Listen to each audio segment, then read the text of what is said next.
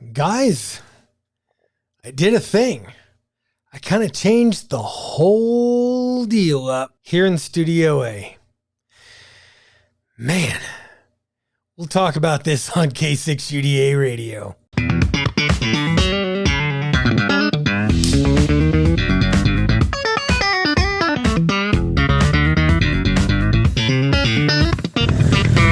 Let's do this. All right, guys, like I said, man, big week here at the K6UDA Ranch at the Southern Idaho Command. Studio A will forever be changed. Guys, before we get into it, I gotta ask you, if you like this stuff, please hit that subscribe button and the bell notification down below. It really helps me, helps the algorithm. YouTube ain't doing me any favors, so you need to.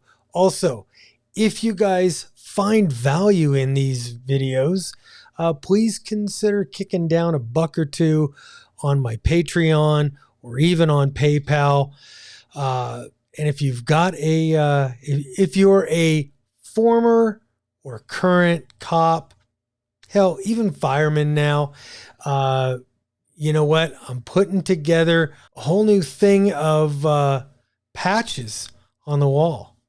So if you're a ham and a first responder, send me your patches. All the info is right there on the screen. Back to the video. So the story goes, a couple of weeks ago, my friend Lance, KB7SQS, Lance calls me up early one morning. It's actually the day before Winterfield Day, and says, "Hey Bob, would you like to review the Yaesu FTDX10? I said, "Absolutely."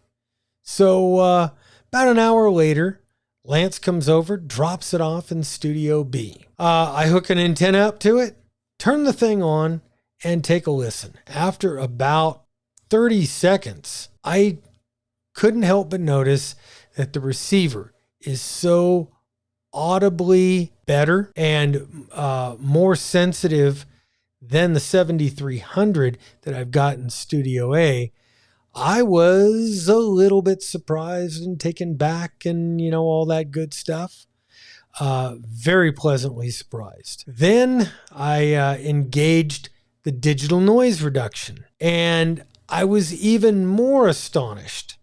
Now on the 7300, I have grown to kind of despise DNR. It's very warbly, very artificial sounding, has a lot of artifacts. The DNR on the Yaesu FTDX10 was so clean. All the static went away. It was very, very nice, very pleasant to listen to. I left the FTDX10 in Studio B for the weekend. A few guys used it for Winterfield Day, had a good time. And then I just said, well, you know what? It's time to start working on the review. So I brought the FTDX10 into Studio A here and set it in the place of the 7300. Well, you know how it goes. One thing led to another, and this is what happened.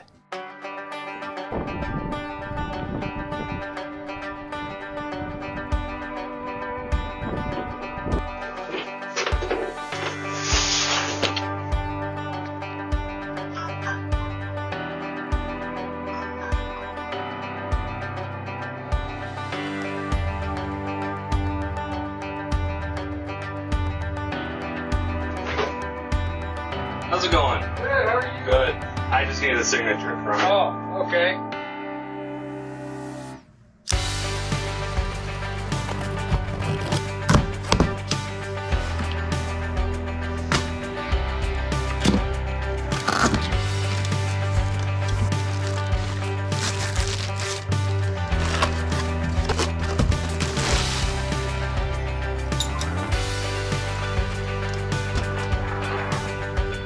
Yeah, guys, I called my friends over at HRO and ordered myself an FTDX10.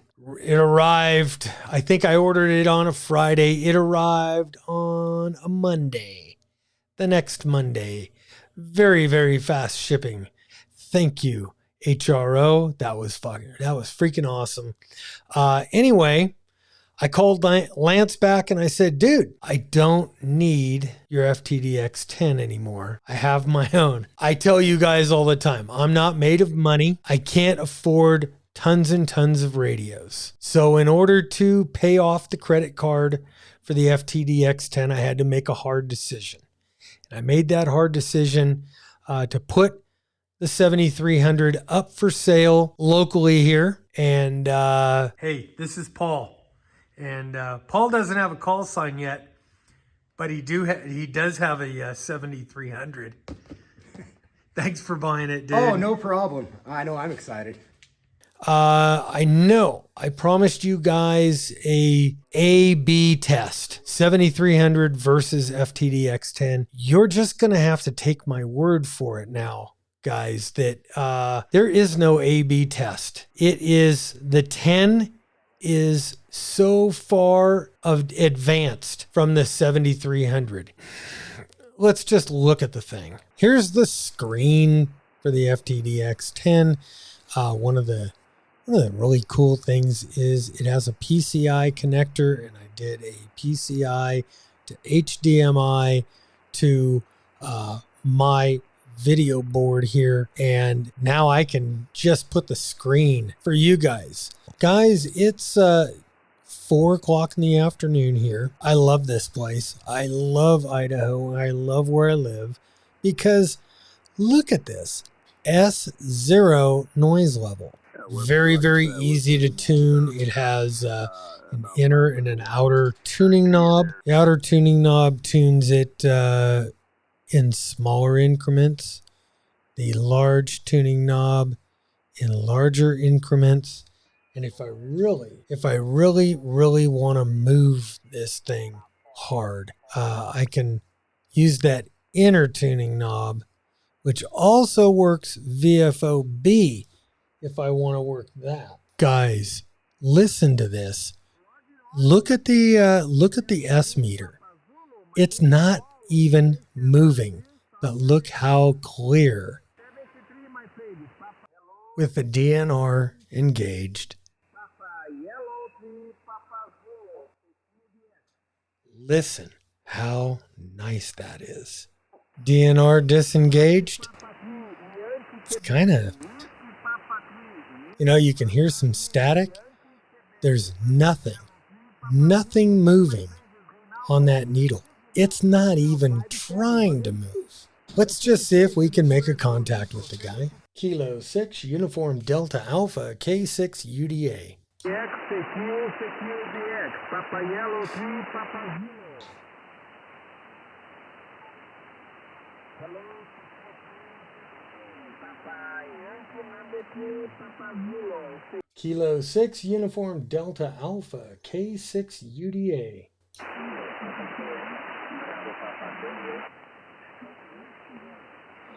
He probably can't even hear me, to be honest. So he's going to go on, talk to somebody else that he can hear.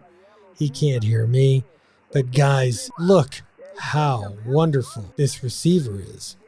Very, very nice. We'll try to tune to a stronger station.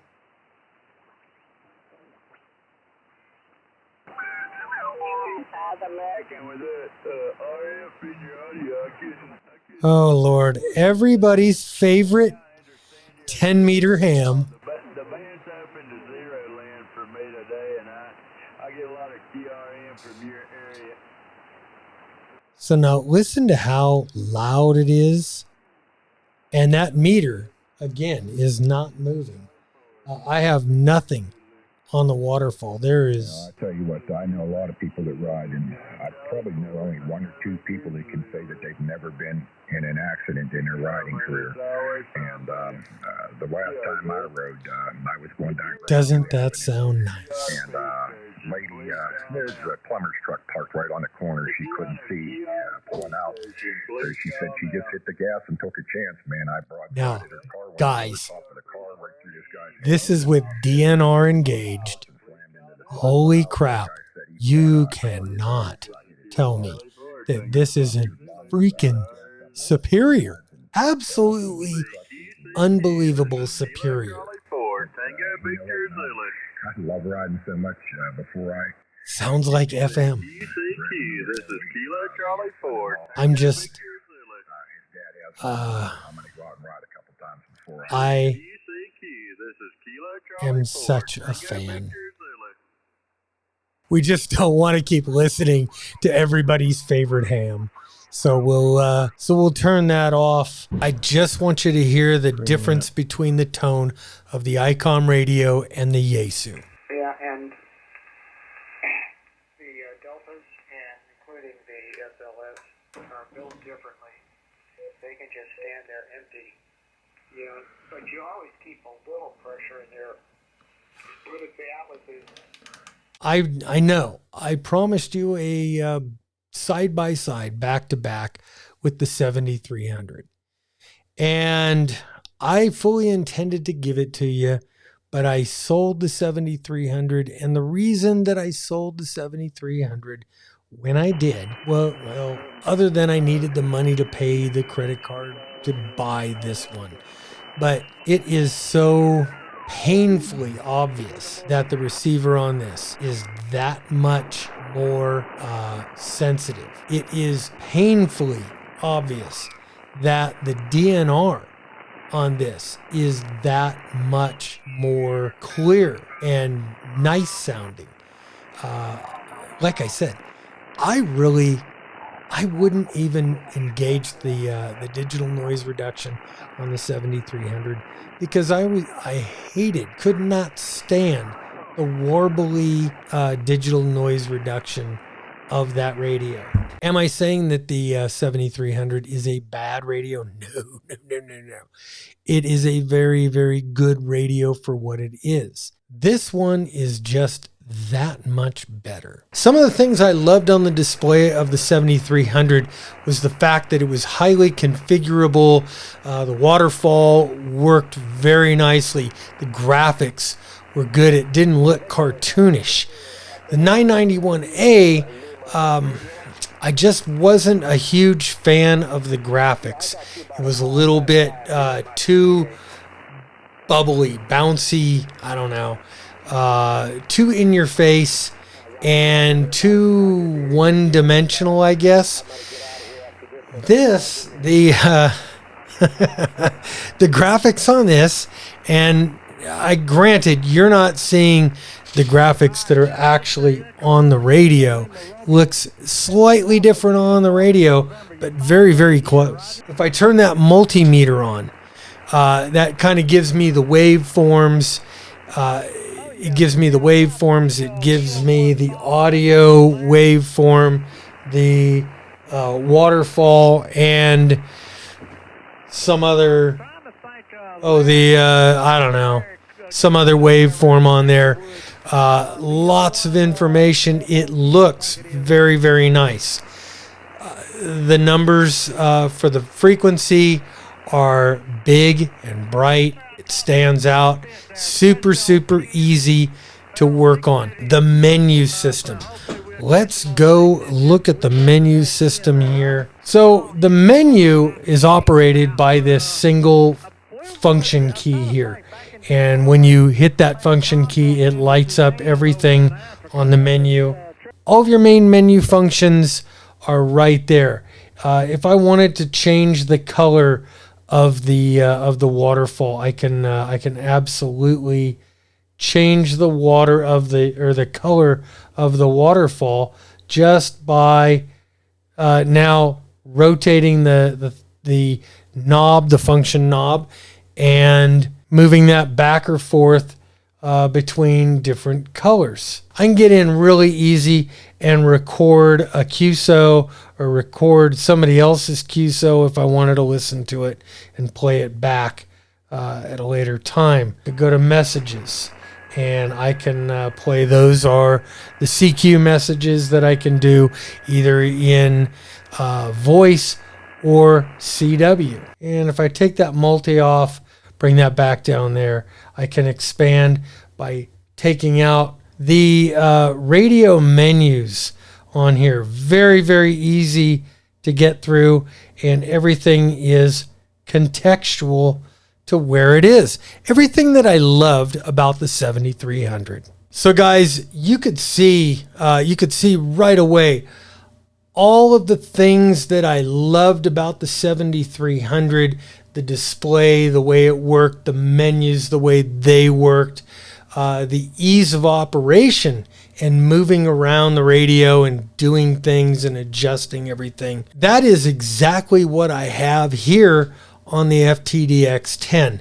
That ease of operation. I'm able to output these beautiful graphics from the FTDX10 directly into the computer and be able to bring that to you to do demos, to work with other pieces of software and show you what the radio's doing in conjunction with another piece of software, all kinds of things. The world is my oyster right now. You know, I've actually been very disillusioned with Yaesu HF radios ever since I had kind of a poor-ish experience with an 889 or 899. I can't remember what it was.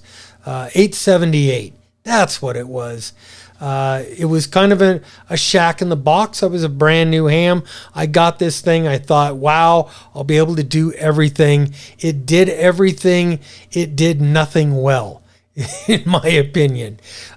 Switched over to Icom, became an absolute Icom fanboy. I've owned many Icom HF radios over the years. And this is the first time I have genuinely been excited about a Yaesu HF radio. All right, guys, that's all I got today. I didn't want to do a full review. I just wanted to give you the highlights of this thing and give you kind of as much of an A to B